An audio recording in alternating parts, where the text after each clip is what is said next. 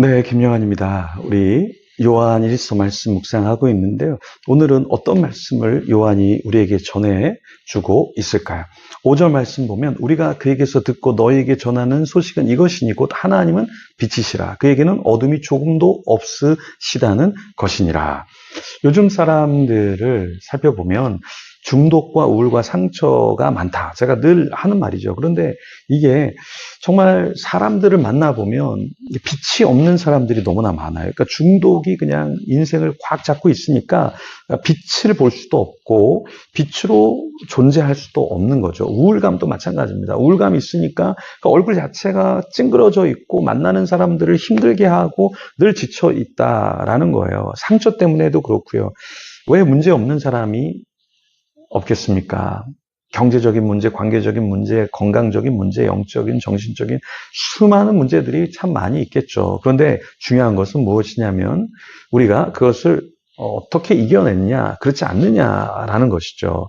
그런데 요한이 우리에게 말하는 것은 우리가 그에게서 듣고 너에게 전하는 소식은 이것이니 무엇이냐? 하나님을 믿으시라. 그러니까 복음을 듣고 복음을 전하고 있다라는 것이죠. 정말 복음이라는 게 무엇일까요?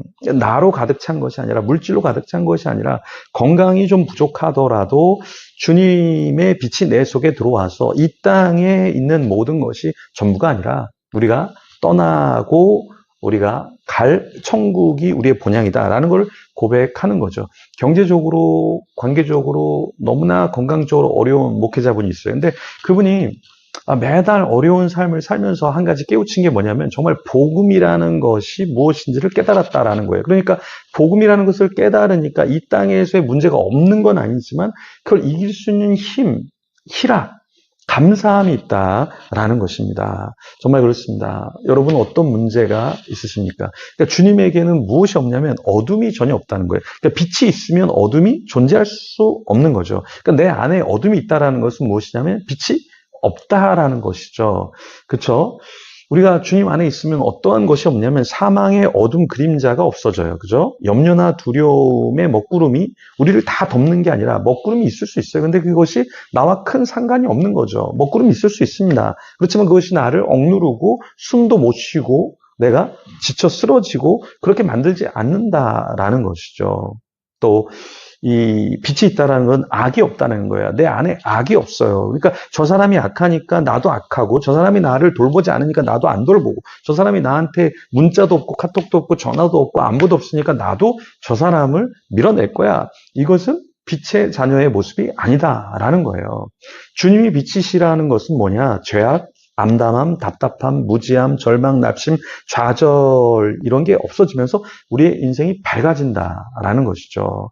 그래서 이런 것이 가능한 것은 무엇이냐면 내가 주님과 사귐이 있어야 하는 것이죠. 6절과 7절 요한은 이렇게 우리에게 권면하고 도전합니다. 만약 우리가 하나님과 사귐이 있다 하고 어둠에 행하면 거짓말을 하고 진리를 행하지 아니함 이거니와 그가 빛 가운데 계신 것 같이 우리도 빛 가운데 행하면 우리가 서로 사귐이 있고 그 아들 예수의 피가 우리를 모든 죄에서 깨끗하게 하실 것이요. 자, 진짜 문제는 무엇이냐면 하나님과 사귐, 성령님과 사귐, 예수님과 사귐이 있으면 거짓말하고 어두운 죄악이 우리를 더 이상 옥죄이지 못한다라는 것이죠. 그래서 빛 가운데 있으면 어떻게 됩니까? 우리도 빛 가운데 행하면 주님과 사귐이 있고 주님을 따르는 자들과 사귐이 있다라는 거죠. 그러니까 내가 누구와 다니는가 이걸 보면 나의 수준을 볼 수 있어요. 내가 어떠한 영적인 멘토와 같이 대화를 나누고 걷고 있다. 그것은 영향력이 나에게 오는 거죠. 근데 맨날 비판만 하고 부정스럽고 이상한 이야기만 하는 사람을 사귀면 똑같이 나도 그런 사람이 된다라는 거예요. 그러니까 하루를 비관하고 비판하는데 모든 시간을 쓰면 평생을 비판하고 부정하고 정죄하고 싸우는데 에너지를 다 쓸 수밖에 없어요. 우리 에너지는 한정적이잖아요. 근데 좋은 것에 대해서 이야기하고 좋은 사람을 만나고 좋은 걸 먹고 좋은 선교와 구제와 봉사를 하면 내가 건강해지는 거죠. 우리 주님은 그리스도 예수의 피로 우리를 깨끗하게 하셨잖아요. 그러니까 무엇을 위해서 깨끗하게 하셨을까요? 먼저는 주님과 사귐이 있게 하려고 하셨겠죠. 그리고 또 믿는 자들과 함께 사귐이 있게 하려고 한 것이에요. 여러분 주변에 믿는 동역자가 있습니까? 좋은 그런 교제하는 사람이 있습니까? 엄청난 큰 축복이라는 거예요. 그런데 영적이지 않고 세속적이고 거짓말만 하고 속이기만 하고 이렇게 이익만 추구하려고 하는 사람이 여러분의 곁에 있다면 여러분도 똑같은 사람이 될 수 있다라는 겁니다. 그래서 우리는 이 거룩함과 순수함은 나 스스로 그렇게 해야지. 그래서 그럴 수도 있지만 좋은 사람과 있다 보면 나도 저 사람처럼 저렇게 도와야 되겠다. 나 저 사람처럼 사랑해야 되겠다. 나 저 사람처럼 경건 생활을 해야 되겠다. 이렇게 바뀌기 시작한다라는 거예요. 네. 우리 지원호 선교사님 아들 지샘이 신학교를 다니는데 열심히 말씀 묵상도 하고 성경 통독도 하고 뭐 영어도 공부하고 막 이렇게 하는 모습을 보면서 친구들이 야, 넌 좀 뭔가 다른 것 같아 이렇게 이야기를 했다라고 하더라고요. 근데 너무 감사하죠. 우리 공동체 안에서 성경 읽기도 하고 암송도 하고 네 영어로 다이어리도 쓰고 같이 뭔가 이렇게 하면서 본인이 더 그것을 해내려고 노력하면서 밤에 12시가 다 되어서 잠을 안 자고 그 해야 되는 루틴을 하면서 늦게 자고 하는 그 삶의 모습. 네. 뭔가, 좀 신학도지만 다른 신학도와 다르게 산다라는 것. 이것은 우리 안에 좋은 사람들과의 사귐이 있기 때문에 주님과 더 같이 있으려고 하는 그 몸부림이 있기 때문에 참 감사한 부분이죠. 그래서 우리도 우리 스스로를 속이는 게 아니라 죄 없다 말하면 스스로 속이고 또 진리가 우리 속에 있지 아니한 거잖아요. 그죠? 그렇게 하는 게 아니라 나는 죄가 있어요. 고백할 수 있어야 되고 나는 중독이 있어요. 고백할 수 있어야 되고요.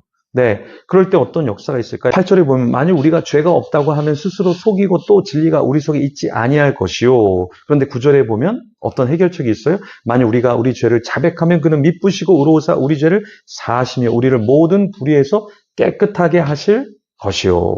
자, 무슨 말입니까? 나 괜찮아. 나 대단한 존재야. 이게 신앙이 아니라 나는 정말 더럽고 취약하고 나는 교만하고 오만하고 부족합니다. 이걸 날마다 고백하는 사람이 깨끗해지고 경건해진다라는 거예요. 그래서 중독센터에서 인사할 때 저는 중독자 김영환입니다. 이렇게 인사하거든요. 저는 죄인이라고 이렇게 소개를 하지 나는 괜찮게 공부한 사람이야. 나는 사회적으로 지위가 있는 사람. 이렇게 말하지 않는다라는 거예요. 요한이 깨우친 것은 무엇입니까? 주님은 미쁘시고 의로우시다. 그럼 나는 뭘 고백해야 되는가? 나는 죄가 있습니다. 나는 여전히 거짓말을 하는 습성이 있습니다. 이런 걸 고백하면 된다라는 것이죠. 그래서 10절에 이렇게 이야기합니다. 만일 우리가 범죄하지 아니하였다 하면 하나님을 거짓말하는 이로 만드는 것이니 또한 그의 말씀이 우리 속에 있지 아니하니라. 그래서 우리가 주님을 드러내는 것은 무엇인가? 나는 악하고 게으르고 부족하지만 주님은 그렇지 않습니다. 라고 고백하고 우리 삶으로 주님을 더 닮아가려고 노력하는 것, 그것이 필요하다라는 것이죠. 이 시간에 우리 같이 기도할 때 주님을 찬양하고 나는 부족합니다. 저를 거듭나게 더 성숙한 영혼으로 살아가게 하여 주시옵소서. 기도하면서 주님 앞에 나아가겠습니다.